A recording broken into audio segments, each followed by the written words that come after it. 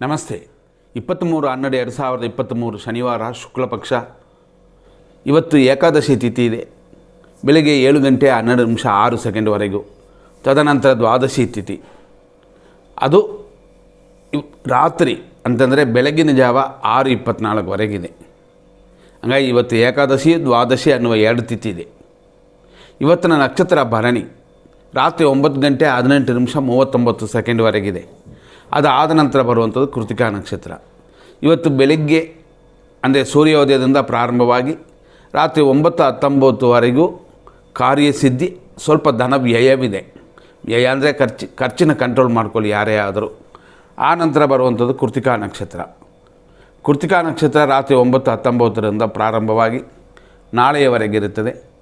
ಈ ಕೃತಿಕಾ ನಕ್ಷತ್ರ ಇರುವವರೆಗೂ ಅಂದರೆ ಭರಣಿ ಮುಗಿದ ಮೇಲೆ ಬರುವ ಈ ಕೃತಿಕಾ ನಕ್ಷತ್ರ ಕಾರ್ಯಸಿದ್ಧಿ ಶುಭವನ್ನು ನೀಡುತ್ತದೆ.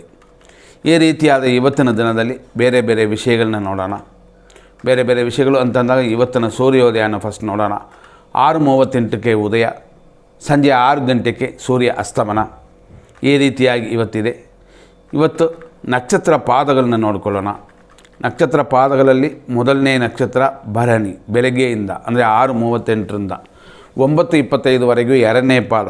ಆ ನಂತರ ಭರಣಿ ನಕ್ಷತ್ರ 3ನೇ ಪಾದ, 3 ಗಂಟೆ 21 ನಿಮಿಷ PM ಮಧ್ಯಾಹ್ನದವರೆಗೂ. ಆ ನಂತರ ಭರಣಿ ನಕ್ಷತ್ರ 4ನೇ ಪಾದ. ಇಷ್ಟಿಗೆ ಭರಣಿ ನಕ್ಷತ್ರ 4ನೇ ಪಾದ ರಾತ್ರಿ 9 ಗಂಟೆ 19 ನಿಮಿಷಕ್ಕೆ ಮುಗಿತದೆ. ಅಲ್ಲಿಂದ ಕೃತಿಕಾ ನಕ್ಷತ್ರ 1ನೇ ಪಾದ ಪ್ರಾರಂಭವಾಗಿ, ಅಂದರೆ ಕೃತಿಕಾ ನಕ್ಷತ್ರ ಮುಗೀತದೆ, ಅಂದರೆ 1ನೇ ಪಾದ ಮುಗೀತದೆ. ರಾತ್ರಿ 3 ಗಂಟೆ 17 ನಿಮಿಷ AM ಅಂದರೆ ಲೇಟ್ ನೈಟ್ವರೆಗೂ. ಅಲ್ಲಿಂದ ಅಂತಂದರೆ ರಾತ್ರಿ 3 ಗಂಟೆ 17 ನಿಮಿಷದ ಮೇಲೆ 2ನೇ ಪಾದ ಪ್ರಾರಂಭವಾಗಿ ನಾಳೆಯವರೆಗಿರುತ್ತದೆ. ಹಂಗಾಗಿ ರಾತ್ರಿ 3:17ವರೆಗೂ ಮೇಷರಾಶಿ. ಆ ನಂತರ ರಾತ್ರಿ ಲೇಟ್ ನೈಟ್ 3:17 ಮೇಲೆ ವೃಷಭ ರಾಶಿ ಪ್ರಾರಂಭವಾಗುತ್ತದೆ. ಕೃತಿಕಾ ನಕ್ಷತ್ರ 2ನೇ ಪಾದ ಪ್ರಾರಂಭವಾಗುತ್ತದೆ. ಅಂದರೆ ಚಂದ್ರನು ವೃಷಭ ರಾಶಿಗೆ ಪ್ರಯಾಣವಾಗುತ್ತದೆ. ಈ ರೀತಿಯಾದ ಈ ದಿನದಲ್ಲಿ ಇವತ್ತಿನ ಮಧ್ಯಾಹ್ನ 12 ಗಂಟೆ 19 ನಿಮಿಷ. ಇವತ್ತಿನ 100% ದೋಷ ಬರುವಂಥ ಸಮಯಗಳನ್ನ ನೋಡೋಣ. 100% ದೋಷ ಅಂತಂದರೆ ಸಾಮಾನ್ಯವಾಗಿ ರಾಹುಕಾಲ, ಯಮಕಂಡ ಕಾಲ, ನಕ್ಷತ್ರ ವಿಷಗಡಿಕ ಕಾಲ, ದುರ್ಮುಹೂರ್ತ, ಇದೆಲ್ಲ 100% ದೋಷ ಬರುವಂಥದ್ದು. ಅದರಲ್ಲಿ ಸೆಲೆಕ್ಟ್ ಮಾಡಿ ನಾವು ಏನು ಮಾಡ್ತೀವಿ, ಪಕ್ಕಾ 100% ಕೆಟ್ಟೋದು, ಪಕ್ಕಾ 100% ಒಳ್ಳೆಯದು ಅಂತ ನಾವು ಸೆಲೆಕ್ಟ್ ಮಾಡ್ಬೋದು. ಬೆಳಗ್ಗೆ 6:38ರಿಂದ 7:23ವರೆಗೂ ದುರ್ಮುಹೂರ್ತ, ಉಪಯೋಗವಿಲ್ಲ. 7:05ರಿಂದ 8:40ವರೆಗೂ ನಕ್ಷತ್ರ ವಿಷಗಡ್ಡಿಕ ಕಾಲ, ಇದರಲ್ಲೂ ಇದು ತೊಂದರೆ. ಅದರಲ್ಲೂ ಭರಣಿ ನಕ್ಷತ್ರದವರೆಗೆ ಒಳ್ಳೆಯದಲ್ಲ. ನಾವು ಫಸ್ಟೇ ಕೊಟ್ಟಿದ್ದೀವಿ, ಭರಣಿ ನಕ್ಷತ್ರ ಇರುವವರೆಗೂ ದೋಷ ಅಂತ. ಈ ಭರಣಿ ನಕ್ಷತ್ರ ಫಸ್ಟ್ ನಾವು ಹೇಳಿದಂತೆ ರಾತ್ರಿ 9:19ವರೆಗೆ ಇದೆ ಅಂತ ಕೊಟ್ಟಿದ್ದೀವಿ. ಆದ್ದರಿಂದ ಇದರಲ್ಲಿ ಗಮನವಿಡಿ. ಮತ್ತು ರಾಹುಕಾಲ ಬರೋದು ಬೆಳಗ್ಗೆ 9:28ರಿಂದ 10:53ವರೆಗೂ. ಯಮಕಂಡ ಕಾಲ ಇರೋದು ಮಧ್ಯಾಹ್ನ 1:44ರಿಂದ 3:09ವರೆಗೂ. ರಾತ್ರಿ 11:47ರಿಂದ ರಾತ್ರಿ 1 ಗಂಟೆ 49 ನಿಮಿಷದವರೆಗೂ ಮೃತ್ಯು ಪಂಚಕ. ಪ್ರಯಾಣ ಅವಾಯ್ಡ್ ಮಾಡಿ. ಆಪರೇಷನ್ ಮಾಡುವಂಥ ಈ ಸಮಯದಲ್ಲಿ ಅವಾಯ್ಡ್ ಮಾಡಿ. ಔಷಧಿನ ಈ ಸಮಯದಲ್ಲಿ ಬೇಡ. ಮತ್ತೆ ಒಂದು ಸಮಯ ಅಂತಂದರೆ ರಾತ್ರಿ 1 ಗಂಟೆ 54 ನಿಮಿಷದಿಂದ 3:28ವರೆಗೂ. ಇದು ವಿಷಘಟಿಕಾ ಕಾಲ ಅಂತ ಹೆಸರು. ಇದು ಅಪಾಯಕರವಾಗಿರುತ್ತದೆ. ಇದರಲ್ಲಿ 100% ಶುಭವಾಗಿರುವಂಥ ಸಮಯವನ್ನು ನಾವು ನೋಡೋಣ. 8:42 ಮೇಲೆ 9:26ವರೆಗೂ ಶುಭವಾಗಿದೆ. ಬೆಳಗ್ಗೆ 10:55ರಿಂದ 1:42 ಮಧ್ಯಾಹ್ನ ಅಂದರೆ PM ಶುಭವಾಗಿದೆ. ಮಧ್ಯಾಹ್ನ 3:11ರಿಂದ ರಾತ್ರಿ 11:45ವರೆಗೂ ಪರವಾಗಿಲ್ಲ. ರಾತ್ರಿ 1:50ರಿಂದ 1:54ವರೆಗೂ 4 ನಿಮಿಷ ಶುಭವಾಗಿದೆ. ಬೆಳಗಿನ ಜಾವ 3:30 ಮೇಲೆ ಶುಭವಾಗಿದೆ. ಇದೆಲ್ಲ ಇವತ್ತಿನ ಸಮಯಕ್ಕೆ. 100% ಶುಭವಾಗಿರುವ ವಿಷಯದಲ್ಲಿ ಇನ್ನೂ ಸ್ವಲ್ಪ ವಿಂಗಡಿಸಿ ನಾವು ಹೇಳಬೇಕು ಅಂತಂದರೆ ಬೇಕಾದಷ್ಟು ಇರುತ್ತದೆ. ಉದಾಹರಣೆ ನೋಡೋಣ. ಇವತ್ತಿನ ದಿನ ಪ್ರಕಾರ ಶುಭ ಸಮಯಗಳು ಅಂತ ನಾವು ಕೊಟ್ಟಿರೋ ಸಮಯಗಳಲ್ಲಿ 8:42ರಿಂದ 9:26, 10:55ರಿಂದ 1:42 ಮಧ್ಯಾಹ್ನ 3:11ರಿಂದ ರಾತ್ರಿವರೆಗೂ ಚೆನ್ನಾಗಿದೆ ಅಂತ ಕೊಟ್ಟಿದ್ದೀವಿ. ಅದೇ ಥರ ಲೇಟ್ ನೈಟ್ ಅಂದರೆ ರಾತ್ರಿ 1:50ರಿಂದ 1:54ವರೆಗೂ ಶುಭವಾಗಿದೆ. ಮತ್ತು ಬೆಳಗಿನ ಜಾವ ಅಂದರೆ ಲೇಟ್ ನೈಟು 3:30ರಿಂದ ಫುಲ್ ಡೇ ಶುಭವಾಗಿದೆ ರಾತ್ರಿ. ಇಷ್ಟೆಲ್ಲ ನೋಡಿದ್ರು ಅದರಲ್ಲಿ ಸ್ಪೆಸಿಫಿಕ್ಕಾಗಿ ಯಾವ ಸಮಯ ಉತ್ತಮವಾಗಿರುತ್ತದೆ ಅಂತ ನಾವು ನೋಡಿಕೊಳ್ಳೋದು, ಅದರಲ್ಲಿ ಏನೆಲ್ಲ ಇದೆ ಅಂತ. ಉದಾಹರಣೆ 8:42ರಿಂದ 9:26ವರೆಗೂ ಕುಜ ಹೊರೆ, ಕುಜನಕ್ಕಾದ ಸುಬ್ರಹ್ಮಣ್ಯ ಸ್ವಾಮಿ ಪೂಜೆಯ ಸಮಯವಿದು. ಆಮೇಲೆ 9:08ರಿಂದ ಸಿದ್ಧಯೋಗ ಸ್ಟಾರ್ಟ್ ಆಗುತ್ತದೆ, ಒಳ್ಳೆಯ ಯೋಗ ಅಂತ. ಅದೇ ಸಮಯ ಇದರಲ್ಲಿ 10:55ರಿಂದ 11:53ವರೆಗೂ ಇದು ಒಳ್ಳೆಯ ಶುಭ ಪಂಚಕ. ನಂತರ ಕುಂಭಲಗ್ನ ಬರುವಂಥ ಸಮಯ ಕೂಡ ಈ ಸಮಯದಲ್ಲಿ ಅದೂ ಶುಭವಾಗಿದೆ. 10:55ರಿಂದ 11:22ವರೆಗೂ ಶುಕ್ರ ಹೊರೆ, 10:55 ಮೇಲೆ 12:19ವರೆಗೂ ಅಮೃತಗಳಿಗೆ, 11:22ರಿಂದ 12:19ವರೆಗೂ ಬುಧ ಹೊರೆ. ವ್ಯಾಪಾರಿಗಳಿಗೆ, ವಿದ್ಯಾರ್ಥಿಗಳಿಗೆ, ಸ್ವಲ್ಪ ಮೆಮೊರಿಯಲ್ಲಿ ತೊಂದರೆ ಇರುವವರಿಗೆ ಇವರಿಗೆಲ್ಲ ಒಳ್ಳೆಯ ಸಮಯವಿದು. ಮತ್ತು ಮೀನಲಗ್ನ ಸಮಯದಲ್ಲಿ 11:53ರಿಂದ 1:33ವರೆಗೂ ಶುಭವಾಗಿದೆ. ಮತ್ತು 11:56ರಿಂದ 12:41ವರೆಗೂ ಇವತ್ತಿನ ಅಭಿಜಿತ್ ಮುಹೂರ್ತ ಶುಭಕರವಾಗಿರುತ್ತದೆ. ಇದನ್ನು ನೀವು ಲೆಕ್ಕಕ್ಕೆ ಇಟ್ಕೋಬೋದು. ಇದರಲ್ಲಿ ನಾವು ಕೊಡುವ ಈ ವಿಷಯವು ಪಂಚಾಂಗದಲ್ಲೂ ಕೊಟ್ಟಿರುವಂಥ ಶುಭ ಸಮಯ ಅಂತ ಕೊಟ್ಟಿರೋದ್ರಲ್ಲಿ ಖಂಡಿತವಾಗಿ ಡಿಫರೆನ್ಸ್ ಇರುತ್ತದೆ ಟೈಮಿಂಗ್ಸಲ್ಲಿ. ಯಾಕೆಂತಂದರೆ ನಾವು ಹೆಂಗೆ ಮಾಡ್ತೀವಿ ಅಂದರೆ, ಇವತ್ತು ಒಳ್ಳೆಯ ಟೈಮ್ ಇದೆಯಾ ಅಂತಂದರೆ ಒಳ್ಳೆಯ ಟೈಮ್ ಮಾತ್ರ ಲೆಕ್ಕಕ್ಕೆ ತಗೊಳ್ಳಲ್ಲ. ಅದ್ರ ಜೊತೆ ಆ ಒಳ್ಳೆಯ ಸಮಯದಲ್ಲಿ ಕೆಟ್ಟೋದು ಏನಾದ್ರು ಬಂದಿದ್ದರೆ ಅದನ್ನು ಕಿತ್ತಾಕಿರ್ತೀವಿ, ಕೆಟ್ಟೋದನ್ನು ಆಮೇಲೇ ಸೆಲೆಕ್ಟ್ ಮಾಡೋದು. ಹಾಗಾಗಿ ಇದಕ್ಕೂ ನೀವು ಪಂಚಾಂಗಕ್ಕೆ ರೆಫರ್ ಮಾಡಿಬಿಟ್ಟು ಅದಕ್ಕೆ ವ್ಯತ್ಯಾಸ ಇದೆ ಹಂಗೆ ಅಂತ ನೀವು ತಲೆ ಕೆಡಿಸ್ಕೋಬೇಡಿ. ನಾವು ಅದನ್ನು ಸರಿ ಮಾಡಿ ಕೊಟ್ಟಿರೋದು ನಿಮಗೆ, ಧೈರ್ಯವಾಗಿ ಇದನ್ನು ಉಪಯೋಗಿಸ್ಬೋದು. ಮತ್ತು 12:19 ಮಧ್ಯಾಹ್ನ 1:15ವರೆಗೂ ಚಂದ್ರ ಹೊರೆ ಇದೆ. ದೇವಿಯನ್ನು ಧ್ಯಾನ ಮಾಡ್ಕೋಬೋದು, ಒಳ್ಳೆಯ ಊಟನ ಮಾಡ್ಬೋದು, ಪ್ರಯಾಣಕ್ಕಾದ ಸಮಯವಿದು. ಮತ್ತೊಂದು ಸಮಯ ಶನಿ ಹೊರೆ, ಶನಿ ದೋಷ, 7ರ ಕಾಟ ಶನಿ, ಅಷ್ಟಮ ಶನಿ ಇರುವವರು ಇಂಥವರೆಲ್ಲ ಪೂಜೆ ಮಾಡ್ಕೋಬೇಕಾಗಿರುವ ಸಮಯ ಹಂಗೆ ಅಂತಂದರೆ ಈ ಸಮಯ 10:55ರಿಂದ 1:42ವರೆಗೂ. ಆದರೂ ನಾವು ಹೇಳುವಂಥದ್ದು ಏನು ಅಂತಂದರೆ, ಸ್ಟಾರ್ಟ್ ಮಾಡೋಕ್ಕೆ, ಪ್ರಾರಂಭ ಮಾಡೋಕ್ಕೂ ಮಾತ್ರ ಸಮಯ ನೋಡಬೇಕಾಗ್ತದೆ, ಮುಗಿಸೋಕ್ಕೆ ಟೈಮ್ ಇಲ್ಲ. ಈಗ ರಾಹುಕಾಲ ಬರೋಕ್ಕೂ ಮುಂಚೆ ನಾವು ಗಾಡಿ ಸ್ಟಾರ್ಟ್ ಮಾಡಿರ್ತೀವಿ, ಎಲ್ಲೋ ಹೋಗ್ತಿರ್ತೀವಿ ಅಂತ ಇಟ್ಕೊಳ್ಳಿ. ಸೆಂಟ್ರಲ್ಲಿ ಹೋಗ್ತಾನೆ ಇನ್ನೊಂದು 2 ಅವರಲ್ಲಿ ರಾಹುಕಾಲ ಬರುತ್ತೆ ಅಂದರೆ ಗಾಡಿನ ಆಫ್ ಮಾಡಿ ಇಳಿಸೋಲ್ಲ. ಆ ರೀತಿ ಮಾಡ್ಕೋಬೇಕು. ಪ್ರಾರಂಭದ ಸಮಯ ಇಲ್ಲಿಂದ ಇಲ್ಲಿಯವರೆಗೂ, ಇಷ್ಟರ ಒಳಗಡೆ ಮುಗಿಸೋದು ತಪ್ಪೇನಿಲ್ಲ, ಆದರೂ ಕಂಟಿನ್ಯೂ ಮಾಡ್ತಾ ಇರಬಹುದು. ಮತ್ತು ಮೇಷ ಲಗ್ನ ಬರುವಂಥ ಸಮಯದಲ್ಲಿ ಮಧ್ಯಾಹ್ನ 1:33 ಮೇಲೆ 1:42ವರೆಗೂ ಶುಭವಾಗಿದೆ. ಇದು ನಾವು ಸೆಲೆಕ್ಟ್ ಮಾಡಿ ಕೊಟ್ಟಿರುವಂಥ ಸಮಯ. ಅದೇ ಥರ ಮಧ್ಯಾಹ್ನದಲ್ಲಿ ಭರಣಿ ನಕ್ಷತ್ರ ಪ್ರಾರಂಭವಾಗುತ್ತದೆ 3:21 ಮೇಲೆ, ಅದು ಶುಭವಾಗಿದೆ. ಇದು 4ನೇ ಪಾಲ, ಅಷ್ಟಕ್ಕೆ ಭರಣಿ ನಕ್ಷತ್ರ ಮುಗಿತದೆ. ಮತ್ತು ಇನ್ನೊಂದು ವಿಶೇಷ ಏನಂತಂದರೆ, ಮಧ್ಯಾಹ್ನ 3:11ರಿಂದ ಸಂಜೆ 4:06ವರೆಗೂ ಕುಜ ಹೊರೆ ಇದೆ. ಕುಜದೋಷ ಇರುವವರು ಪೂಜೆ ಮಾಡಿಕೊಳ್ಳುವ ಸಮಯವಿದು.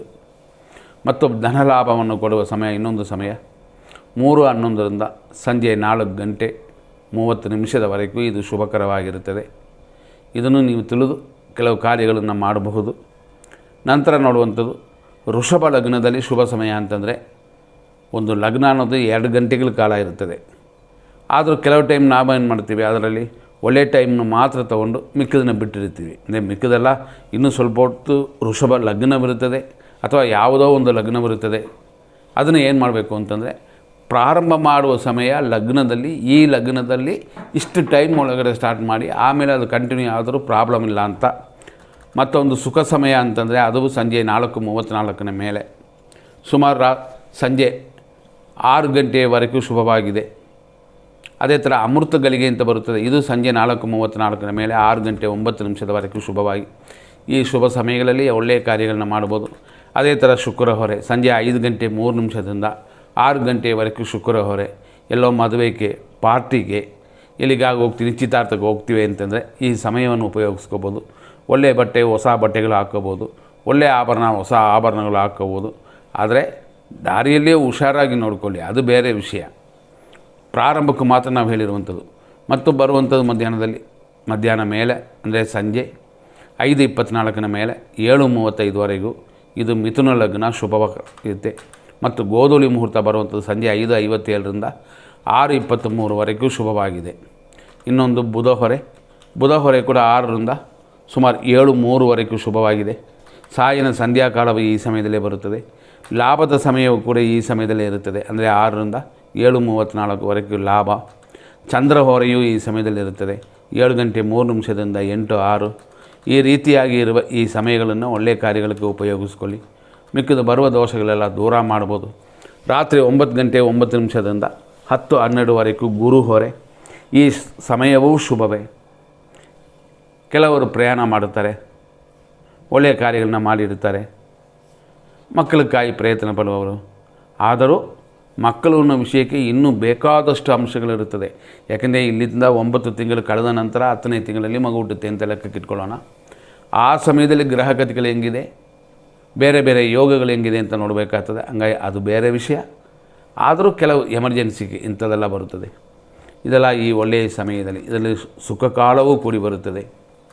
ಮತ್ತೊಂದು ಒಳ್ಳೆಯ ಸಮಯ ಅಂತ ನಾವು ಹುಡುಕಿದ್ರೆ ಇದು ಬೆಳಗಿನ ಜಾವದಲ್ಲಿ ಬರೋದು ಅಂತಂದರೆ ನಾವು ಹೇಳುವಂತೆ ಬ್ರಹ್ಮ ಮುಹೂರ್ತ, ಪ್ರಾತಃ ಸಂಧ್ಯಾ ಕಾಲ, ಕುಜಹೋರೆ, ಕೌಳವಕರಣ, ತ್ರಯೋದಶಿ ತಿಥಿ ಮತ್ತು ಮುಹೂರ್ತ ಪಂಚಕ ಇದೆಲ್ಲ 4:56 ಮೇಲೆ ಸ್ಟಾರ್ಟ್ ಆಗುತ್ತದೆ.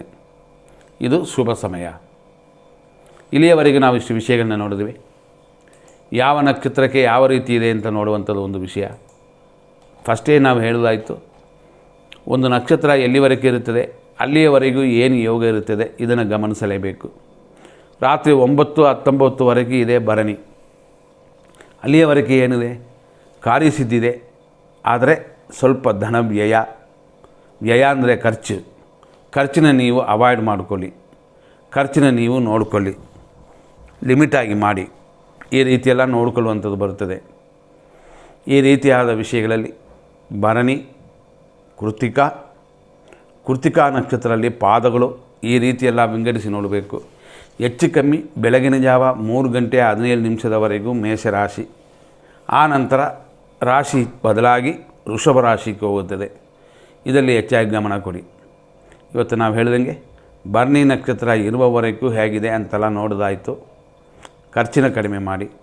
ಅದೇ ಸಮಯದಲ್ಲಿ ತಾರಾ ಮತ್ತು ಚಂದ್ರಬಲವನ್ನು ನೋಡೋಣ. ಅಶ್ವಿನಿ ನಕ್ಷತ್ರ ಮೇಷರಾಶಿಯವರಿಗೆ ಇವತ್ತಿನ ದಿನ ಸಂಪತ್ತಿದೆ, ಶರೀರ ಸುಖವಿದೆ. ಭರಣಿ ನಕ್ಷತ್ರದವರಿಗೆ ಇವತ್ತು ಜನ್ಮತಾರೆಯು ಶರೀರ ಸುಖವೂ ಉಂಟು. ಕೃತಿಕಾ ನಕ್ಷತ್ರ 1ನೇ ಪಾದದವರಿಗೆ ಪರಮ ಮೈತ್ರಿಧಾರೆಯು ಶರೀರ ಸುಖವೂ ಉಂಟು.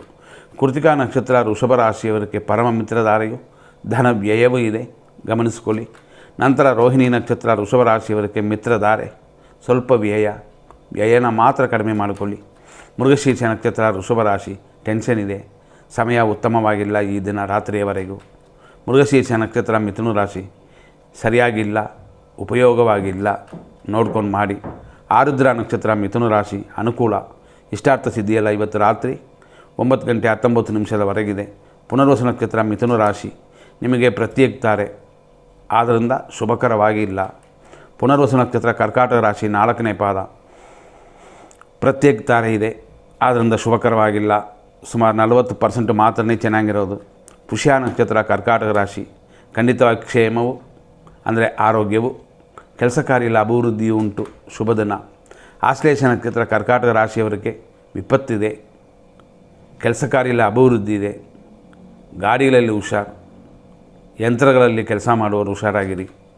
ಮಕ ನಕ್ಷತ್ರ ಸಿಂಹರಾಶಿ, ಸಂಪತ್ತು, ಕಾರ್ಯಗಳಲ್ಲಿ ಅಡೆತಡೆ ಇದೆ. ಪುಬ್ಬ ನಕ್ಷತ್ರ ಸಿಂಹರಾಶಿ, ಜನ್ಮತಾರೆ, ಕಾರ್ಯಗಳಲ್ಲಿ ಅಡೆತಡೆ ಉಂಟು. ಉತ್ತರ ನಕ್ಷತ್ರ ಸಿಂಹರಾಶಿ, ಪರಮ ಮಿತ್ರಧಾರೆಯು, ಕಾರ್ಯಗಳಲ್ಲಿ ಅಡೆತಡೆಯೂ ಉಂಟು.